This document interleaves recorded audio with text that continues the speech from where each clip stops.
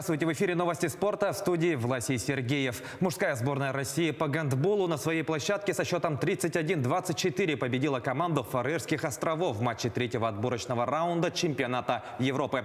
За один тур до конца квалификации россияне с 8 очками занимают первое место в группе 3, опережая идущих вторыми чехов на 3 пункта. Таким образом, российская команда гарантировала себе участие в финальной части соревнований, так как по итогам заключительного тура не опустится ниже второго места. Основной турнир чемпионата Европы пройдет в Венгрии и Словакии в январе 2022 года. Футболисты английского Манчестер Сити одержали победу над французским ПСЖ в первом полуфинальном матче Лиги чемпионов. Встреча прошла в Париже и завершилась со счетом 2-1. В составе горожан результативными ударами отметились Кевин Де Брюйне и Рияд Маррес. Единственный мяч хозяев поля на свой счет записал Маркиньос. Отметим, что французский клуб доигрывал встречу в меньшинстве. На 77-й минуте за грубую игру прямую красную карточку получил полузащитник Идриса Гейе. Этот матч стал четвертым в очном противостоянии клубов. Теперь в активе Сити 3 победы. Еще одна игра завершилась в ничью. Ответный матч пройдет в Манчестере 4 мая.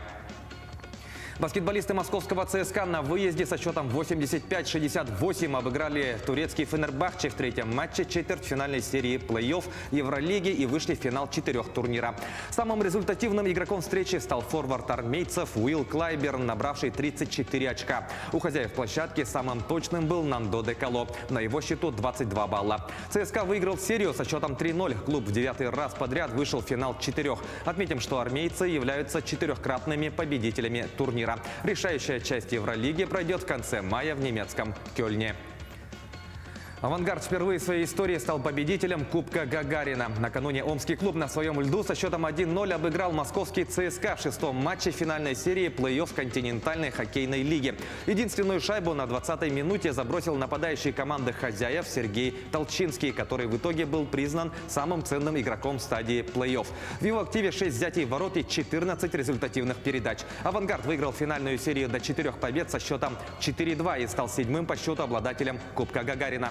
Напомним, на пути к финалу омские хоккеисты поочередно победили «Автомобилист», «Металлург» и «Акбарс».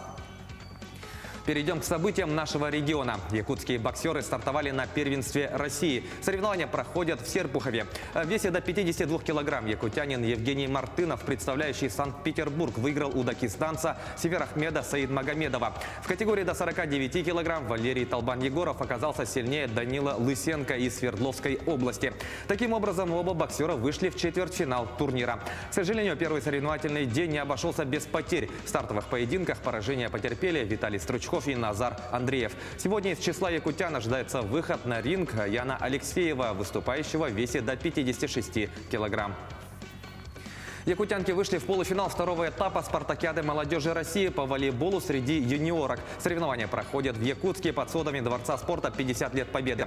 В рамках групповой стадии турнира якутские волейболистки потерпели поражение от сборной Приморского края, а также одержали победу над командой Бурятии. В полуфинале соревнований наша команда встретится с представительницами Сахалинской области. Встреча пройдет сегодня. Напомним, победитель данного турнира получит право выступить в финале спартакиады, который пройдет летом в Казани. Таковы главные спортивные новости к этому часу. Занимайтесь спортом и будьте здоровы!